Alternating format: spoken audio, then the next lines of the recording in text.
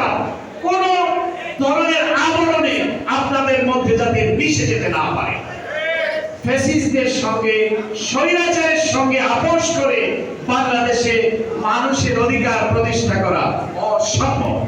সুতরাং আবার এটিও মনে রাখতে হবে যে এখানে কার অংশগ্রহণ বেশি ছিল, কার অংশগ্রহণ কম ছিল, এই বিভেদে না যে বাংলাদেশে এখন সবচেয়ে বড় দরকার প্রয়োজন সেটি হচ্ছে কি জাতীয় ঐক্য।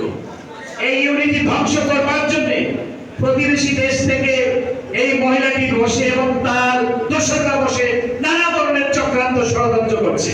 আমি বাংলাদেশের বিরোধী রাজনৈতিক দলগুলোকে এবং বাংলাদেশের ছাত্র জনতাকে যারা এই আন্দোলনকে মঞ্চিলে মকসুদে পৌঁছে দিয়েছে তাদের প্রতি আমি অনুরোধ করব, ইউনিটিকে নষ্ট করা যাবে না এবং কোন এই সুশীলহীন সমাজ প্রতিষ্ঠার দাবিতে ছাত্ররা নেমেছে, রক্ত দিয়েছে। সুতরাং সেখানে কোন ধরনের ভেদাভেদ, দ্বন্দ্ব, কলহ, বৈষম্য রাখা যাবে না।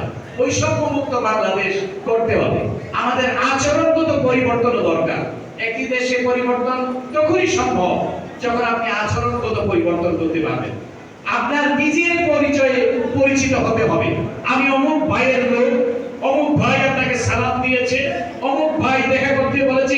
এইসব সংস্কৃতি আপনাদেরকে পেছনে ফেলে নিজের আইডেন্টিটি নিয়ে আমি কি এবং আমি কি করতে পারি সেটা নিয়ে সামনে যেতে হবে। এবং এই যে ফুল দেওয়ার যে একটা প্রবণতা, আমি আসলে কাউকে হার্ট করতে চাই না, তবে এইটাও খুব ভালো লক্ষণ নয় যে পরিবর্তনের কথা আমরা চাইছি, যে পরিবর্তনের প্রত্যাশা আমরা করছি। যে আমি একটা ফুল দিয়ে আমি একটা সোশ্যাল মিডিয়াতে দিয়ে দিলাম, কিন্তু ভাবতে হবে এই সোশ্যাল মিডিয়াতে দেখছে আবু সাইদের মা, হয়তো এই সোশ্যাল মিডিয়াতে হয়তো দেখছে রেসিডেন্সিয়াল মডেলের সেই অমূল ছাত্রটির মা, তখন তার মনের কি আকুতি হতে পারে সেটি আপনাদেরকে বিবেচনায় রাখতে হবে। সুতরাং আবেগের বসে, ঝোঁকের বসে আমরা কিন্তু আমাদের বিবেক বোধকে আমরা আমাদের এই যে সহানুভূতি, সহমর্মিতা সেটাকে আমরা যাতে বিসর্জন না দিই সেটি আপনাদেরকে মনে রাখতে হবে। বাংলাদেশের আজকে আমি বাংলাদেশের মিডিয়া যে অবস্থা দেখছি, যে বাংলাদেশে তারা খুবই এই মুহূর্তে মনে হচ্ছে যে খুব স্বাধীনতা তারা এনজয় করছে এবং তারা অনেকেই দেখেছি যে খুব রাতারাতি সকল মিডিয়ার কথা বলছি, সবাই নয়, তাদের খোলস বদলে ফেলেছে। তবে আমি পজিটিভলি ভাবে নিতে চাই, আমি কোন মিডিয়ার বন্ধের বিপক্ষে নই, কারণ আমি মুক্ত মতে বিশ্বাস করি। আমি চাই প্রতিটি মিডিয়া, ইলেকট্রনিক হোক অথবা প্রিন্ট হোক, তারা তাদের স্বমহিমায় প্রতিষ্ঠিত হবে পেশাদারিত্বের ভিত্তিতে।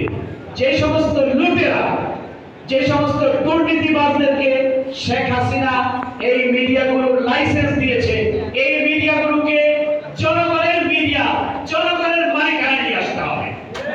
এখানে জনগণের অংশীদারিত্ব প্রতিষ্ঠিত করতে হবে। কোন ব্যবসায়ী মুনাফা লাভের জন্য অথবা তার চোরা কারবারির উইপেন হিসেবে এই মিডিয়াটি যাতে ব্যবহার না হয়।